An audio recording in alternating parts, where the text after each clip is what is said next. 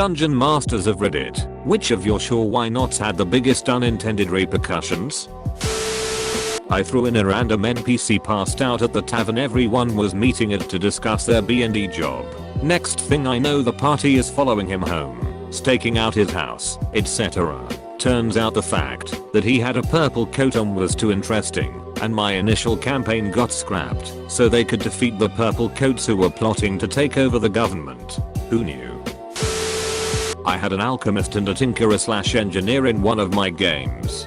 Both were obsessed with blowing things up, and I let them experiment with different things. Well, they ended up making a metal vase that would direct the explosion in a single direction.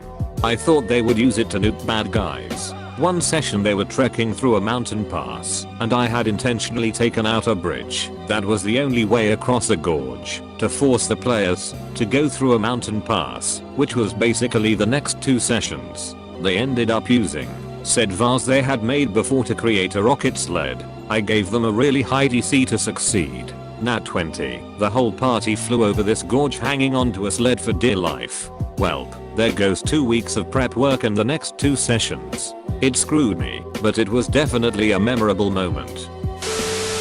The big evil bad guy was making some good points, so they asked if they could join.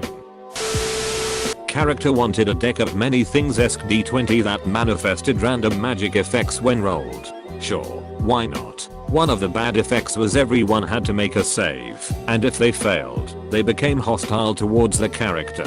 So it happens a few times. Character knows full well that his die can make that happen. They meet Gresh, the unspeakable, the council leader of a town ruled by ghosts, reputed to have conquered entire worlds in life. He rolls the die upon meeting him, and it lands on the hostility effect. Gresh, being a ghost, possesses the character and makes him slit his own throat. Traveler game about 30 years ago. My first campaign.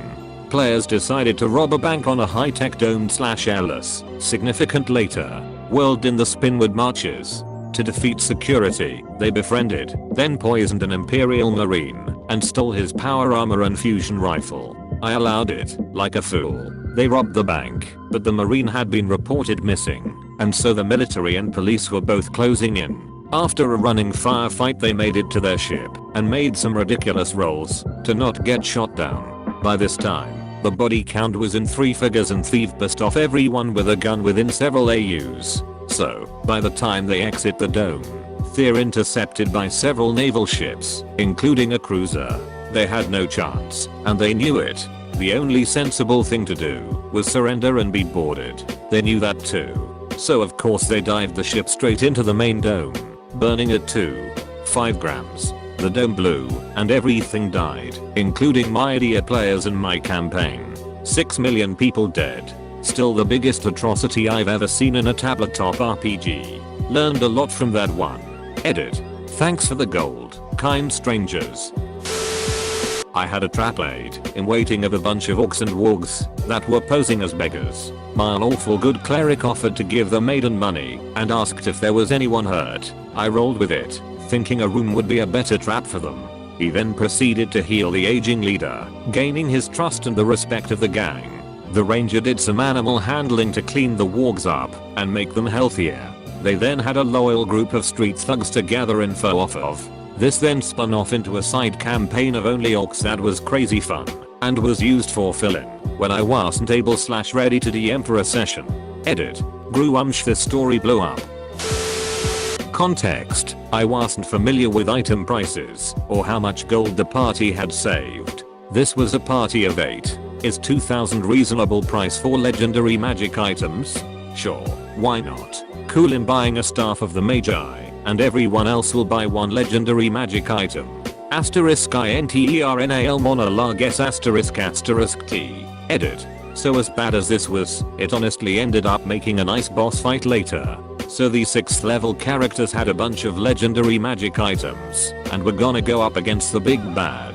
I made a mechanic where, at the beginning of the fight, the big bad drained all of the magic item power in the area. As the big bad took damage, he leaked power, and the magic items slowly recovered power, allowing the fight to start out seeming hopeless, but by the end, the players could just straight up obliterate the boss. Lesson to all DMs, if you make a mistake, you can probably do something with it. Maybe don't make legendary magic items cost 2000 GP though. Edit 2. A lot of people have been saying that I should have made it a scam, or otherwise made the magic items useless or way too difficult to use right after they bought them. While that is an idea, keep in mind that this was the next to last session, and they barely managed to beat the final boss on time. Another I was the player. As a halfling in the Warhammer universe, we came across a herd of goats. I attempted to tame one of said goats and succeeded. I then checked if my halfling could ride said goat and the GM allowed it.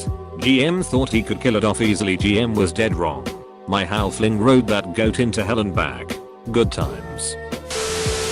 Let a rogue hide in a pickle barrel while being chased by guards.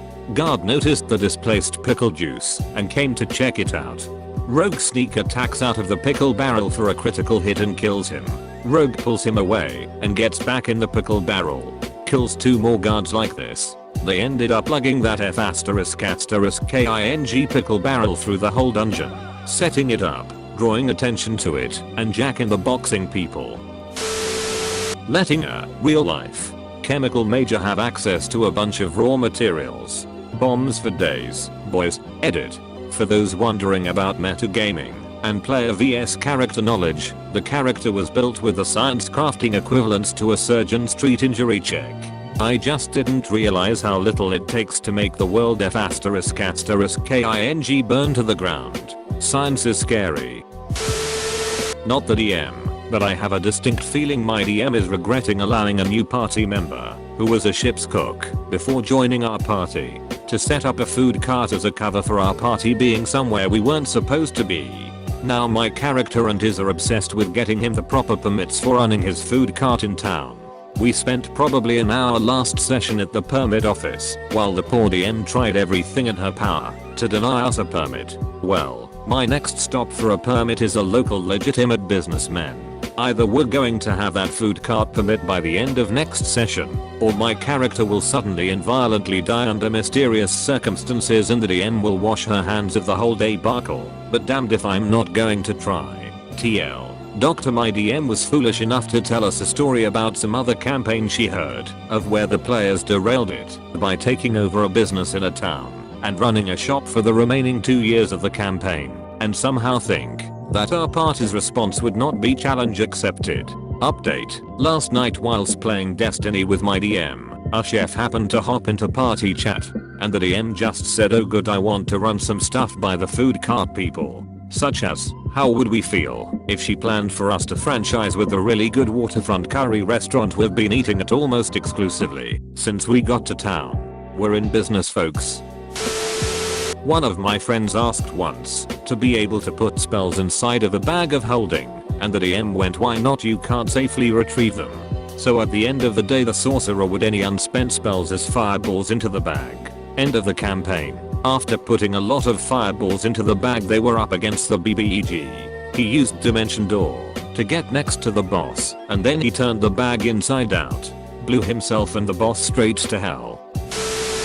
Lava pit. That said, do not enter. Ended a 2-year campaign. Edit. Reddit Silver. Thank you, kind stranger.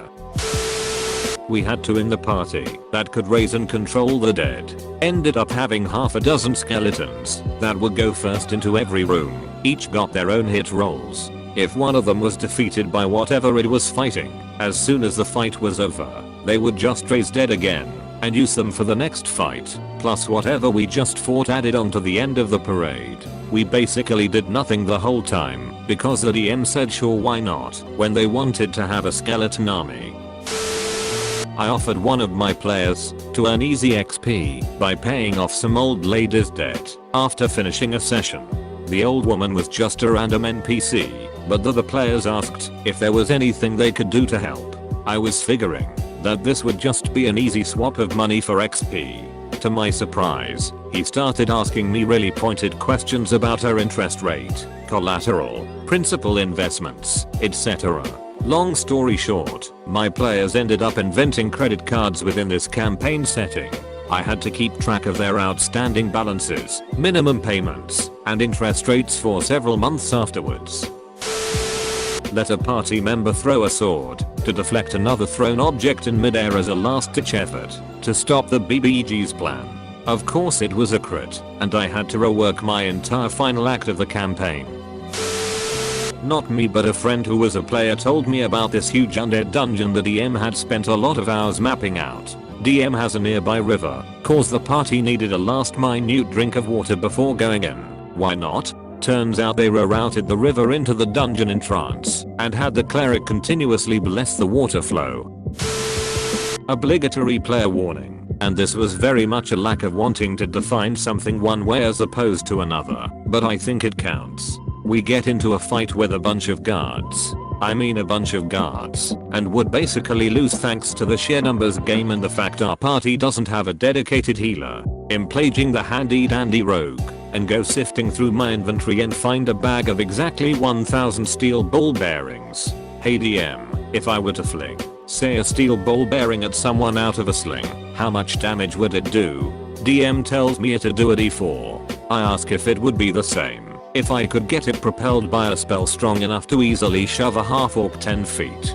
Sure, why not? Insert troll face here, because I ask our Eldritch Knight if he knows Thunderwave. Surprise, he does. Half an hour later, the DM was still rolling and sorting d4s and the lowest damage done was in the low 400s. Of course, the whole party was mulched, but yeah, no, win some, lose some. I've had a session 0 idea in mind for my group for a while, but was thinking it would be a while before they would need to or want to play a new story. 1 week after the end of the other DM's game, they told me they weren't really feeling any attachment to their current characters. It was their first game, and some of the choices they locked into didn't mesh well with what they wanted. So I got to use my session 0 idea. The idea is, the Eastern Kingdoms is under duress. Dwarves are attacking from the north, the elves across the Great Sea have lost their home, and are landing on the eastern coast in droves, and pirate activity is rampant. Unhappy with the state of the kingdom, citizens are traveling west to the Western empires to make a new life for themselves. The party joins one such caravan. This is where things go awry. The party is supposed to notice the caravan leader scratching his head over a conundrum. A forest has sprouted up across the trail, whereas hasn't before. However, we do not even get to this. The party, before they even see the forest, murder everyone on the caravan in the dead of night. They wander into the forest with their new loot, not even the least suspicious. They are ambushed by an evil spider druid and a massive swarm of giant spiders. They make it out, barely alive, but realize that there is a shrine nearby through a note the druid, named Muffet, had on their body. Anyway, the plan goes as normal, but it was a strong start to one of my favorite games I've run. We're actually doing kind of a reverse Tyranny of Dragons, where the half-dragon player is collecting the masks to bring Sharmat back to the mortal realm. Sent people on a quest to rescue a king, cold and think of a cool name. Called him Steve. When the group got to the captor's hideout and found it empty, my intention was to say they arrived too late for dicking around too much in a tavern in previous town. One of the group suddenly proclaims, no, it's not empty. I am Steve, I gave you this quest to save myself. From myself. Whole table laughs, calling him ridiculous. He insists. I tell him he has to roll a 20 to reveal himself as Steve. He rolls a 20. End of mission. Make sure to like and subscribe for more daily content. Thanks for watching.